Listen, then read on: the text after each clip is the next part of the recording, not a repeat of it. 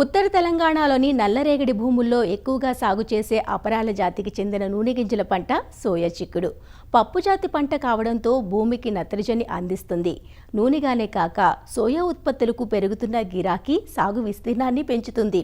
సోయాను ఏక పంటగానే కాదు, కంది, ప్రత్తి పంటల్లో అంతర పంటగాను సాగు చేస్తారు. అధిక శాతం పంట ఖరీఫ్లోనే సాగవుతుంది. జూన్ 15 నుంచి జూలై 15 మధ్య ఖరీఫ్ సోయా చిక్కుడును విత్తుకుంటారు. సోయా చిక్కుడులో మేలు రకాలు మంచి యాజమాన్యం ద్వారా ఎకరాకు 15 క్వింటాల అత్యధిక దిగుబడి పొందే అవకాశం ఉంది. సోయా చిక్కుడులో విత్తనం లభ్యత ఏటా రైతుకు సమస్యగానే మారింది. దీంతో పాటు మొలక శాతం మరో సమస్య.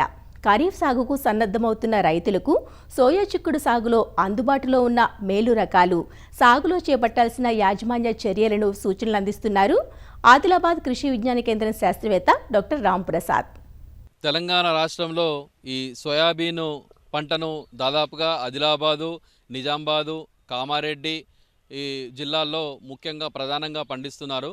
అయితే ఈ సోయాబీను మరి ఎప్పుడు మనం వేసుకోవచ్చు, అలాగే ఎలాగా అంటే సస్యరక్షణ చర్యలు చేపట్టాలి అనేది చాలామందికి రైతులకి ఒక ప్రశ్నలానే మిగిలి ఉన్నది. ముఖ్యంగా మరి ఈ సంవత్సరము మరి మంచి వర్షాలు కురుస్తాయని చెప్పేసి వాతావరణ శాఖ చెప్పడం జరిగింది.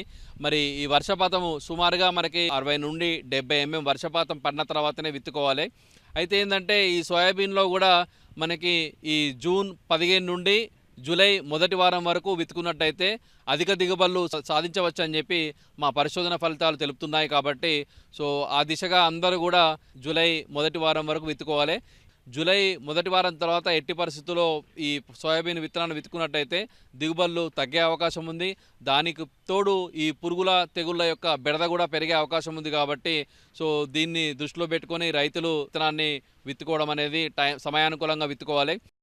ముఖ్యంగా మరి సోయాబీన్ విత్తుకునే ముందు మరి చేయాల్సిన పనులు ఏందని చూసినట్టయితే ముఖ్యంగా సస్యరక్షణ చర్యల్లో విత్తన శుద్ధి అనేది చాలా ఇంపార్టెంట్. ఎందుకంటే సోయాబీన్లో తొలి దశలోనే మనకు పురుగుల తెగుళ్ళ యొక్క బెడద అనేది చాలా ఎక్కువ మొత్తంలో ఉండి పంటను నష్టం చేసే అవకాశం ఉంది. కాబట్టి తొలి దశలో ముఖ్యంగా ఇమిడాక్లోపిడ్ 600 FS అనే ఫార్ములేషన్ని 1.25 ml కేజీ విత్తనానికి పట్టించాలి. పట్టించిన తర్వాత మనము ఈ ఫంగిసైడ్ ముఖ్యంగా ఏంటంటే కార్బండిజము 2 గ్రాములు కేజీ విత్తనాన్ని పట్టించడము, లేదా ఈ పెన్ఫ్లూఫెన్ ట్రైఫ్లాక్సిస్ట్రోబిన్ అని కొత్త మందు మార్కెట్లో వచ్చింది, అది ఎవర్గో అని చెప్పేసి అదైనా 2.5 గ్రాములు కేజీ విత్తనాన్ని పట్టించాలి. లేదా కార్బాక్సిన్ ప్లస్ థైరామ్ అనే మందును కాంబినేషన్లో 3 గ్రాములు కేజీ విత్తనానికి మనము పట్టించినట్టయితే ఈ తెగుళ్ళ యొక్క బెడద మనకు చాలా వరకు తగ్గే అవకాశం ఉంది. ఆ తర్వాత ఈ రైజోబియం కల్చర్ను అంటే సుమారుగా మనము 8 నుండి 10 కేజీల విత్తనానికి ఈ 200 నుండి 250 గ్రాముల ఈ రైజోబియం కల్చర్ను పట్టించి మనము విత్తుకున్నట్టయితే సోయాబీన్లో తొలి దశలోనే ఈ పురుగులో తెగుళ్ళ యొక్క సమస్యను కూడా మనం తగ్గించుకునే అవకాశం ఉంటుంది. ముఖ్యంగా ఏంటంటే తొలి దశలోనే మనకు కాండపు ఈగ అనేది చాలామంది రైతులకు ఇబ్బంది పెట్టే సమస్య.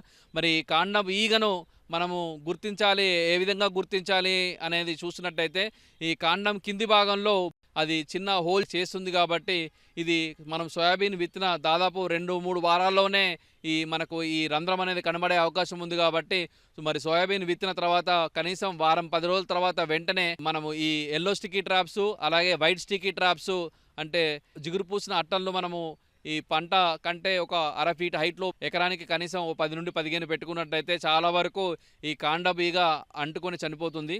తర్వాత ఇంకోటి ఏంటంటే ఈ వేప కషాయం అయితే 5%, అలాగే వేప నూనె అయితే 1500 ppm వేప నూనెను 5 ml లీటర్ నీటికి కలిపి మనము ఈ పిచికారి చేసుకున్నట్టయితే చాలా వరకు ఇది వికర్షణ శక్తిగా పనిచేసి మనం కాండపు ఈగ రాకుండా, గుడ్లు పెట్టకుండా చేసే అవకాశం ఉంటుంది. కాబట్టి ప్రతి ఒక్క రైతు ఆచరించాల్సిన అవసరం చాలా ఉన్నది. ఆ తర్వాత మనకి ఈ స్టెమ్ గడ్లర్ అని చెప్పేసి అది కూడా మనకు డ్యామేజ్ చేసే అవకాశం ఉంది. కాబట్టి దీనికి కూడా మనకేంటంటే ఈ వేప కషాయము, వేప నూనెతో పాటు ఈ రోగార్ అనే మందును డైమీథయోట్ కానీ లేకపోతే మెటాసిక్స్టాక్స్ అనే మందును కానీ మనము ఈ 2 ml లీటర్ నీటికి కలిపి పిచికారి చేసుకున్నట్టయితే కంపల్సరీగా ఈ సంవత్సరము సోయాబీన్లో అధిక మొత్తంలో దిగుబడులు సాధించడానికి అవకాశం ఉంటుంది.